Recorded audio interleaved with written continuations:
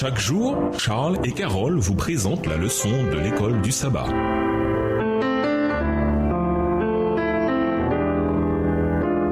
Bienvenue dans votre émission. Dieu nous parle. Nous voilà à la leçon de mercredi. Zachée. Zachée était un riche juif qui s'était fait beaucoup d'argent en travaillant comme collecteur d'impôts pour les Romains, c'est-à-dire l'ennemi. Pour cette raison, et parce que lui et d'autres de ses collègues exigeaient plus d'impôts que nécessaire, Zachée était détesté et qualifié de pécheur. Zachée vivait à Jéricho, ville qui se trouvait sur une route très commerciale. La rencontre entre Zachée et Jésus n'était pas une coïncidence. Zachée avait apparemment une conviction spirituelle et voulait faire des changements dans sa vie. Il avait entendu parler de Jésus et voulait le voir. Les habitants avaient eu vent que le groupe avec lequel Jésus voyageait devait arriver à Jéricho ce jour-là. Jésus avait besoin de passer par Jéricho en venant de la Galilée lors de son dernier voyage vers Jérusalem. Les premières paroles de Christ à Zachée révèlent qu'avant même d'entrer dans la ville, Jésus savait tout de lui. Lisons Luc 19, les versets 1 à 10. Quelle différence y a-t-il entre l'expérience de Zachée et celle du jeune homme riche? Luc 19, versets 1 à 10. Jésus étant entré dans Jéricho, traversait la ville.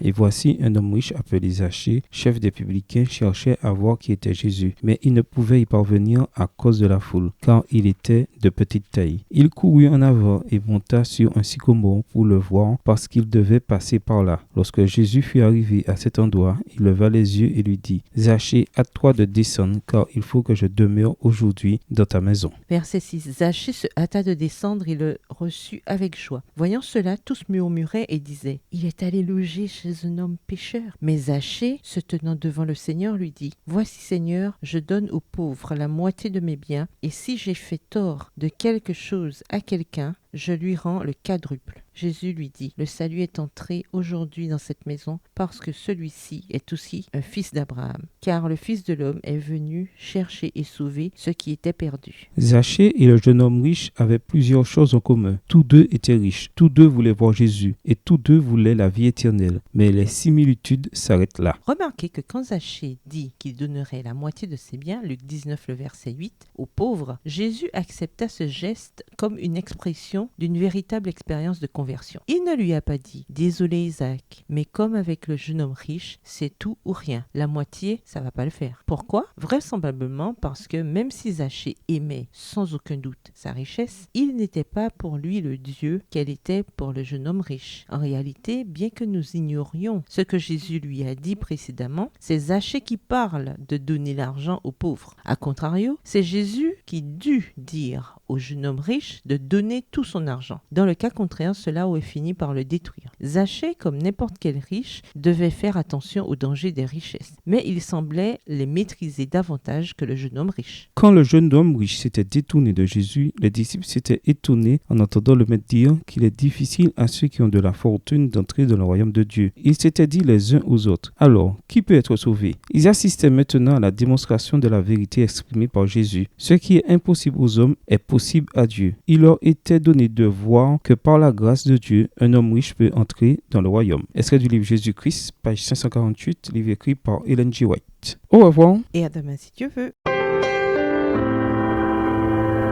Dieu nous parle. Chaque jour, Charles et Carole vous présentent la leçon de l'école du sabbat.